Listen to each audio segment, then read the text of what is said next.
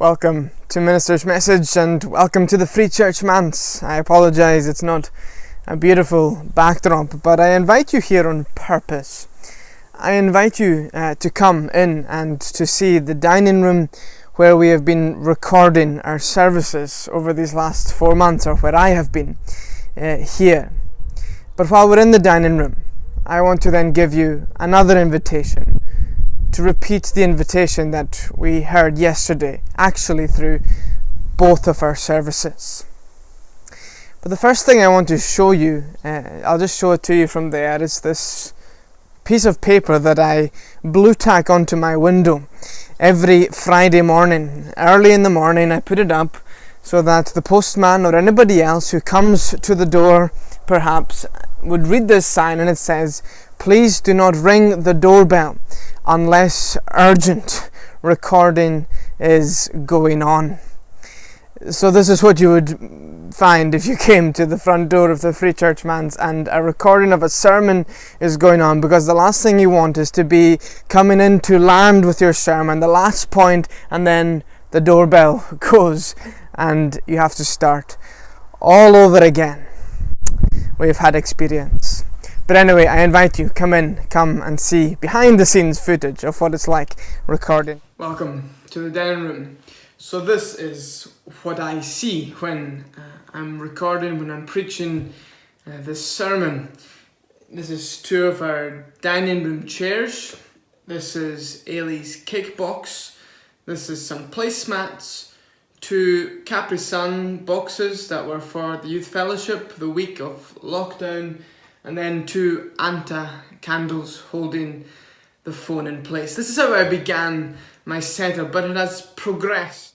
Now it's a picture frame of Stornoway holding up a tripod which holds the phone in place. So much better, so much less hassle.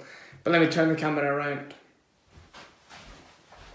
We have to run around quickly, get the lapel mic, stick it onto our tie, and hopefully breathe, but also get the service recorded in just the one take.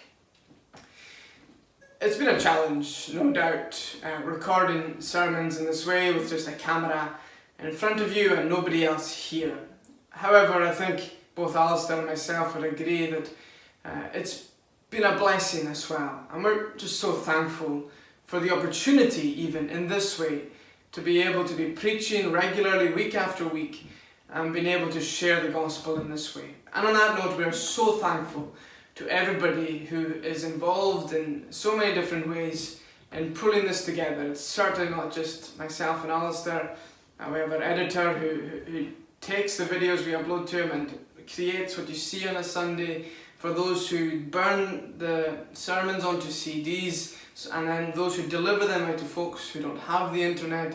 We're just thankful for that unity and that working together throughout the church. But since we're here in the dining room, I said that there was going to be another invitation.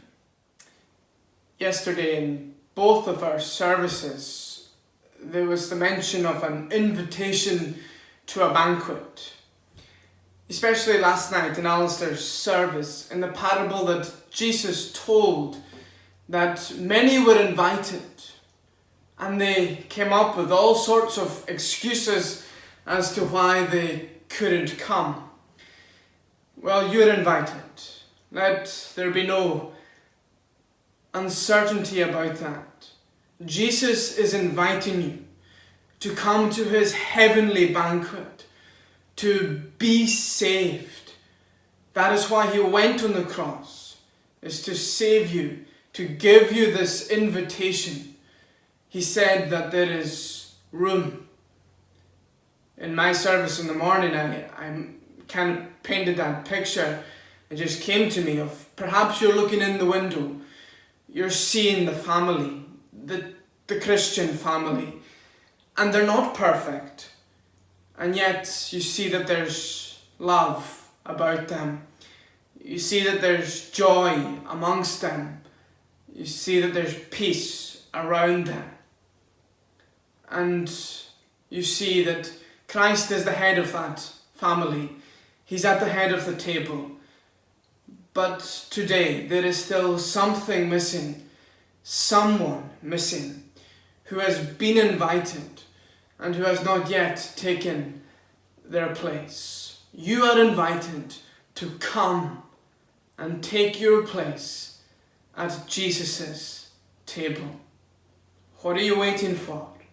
Will you come, or will you make up excuses? I omitted the Lord's Prayer from my service in the panic of recording, I guess, again. And so that is how I want to finish today, by praying the Lord's Prayer with you. So let us pray. Our Father in heaven, hallowed be your name.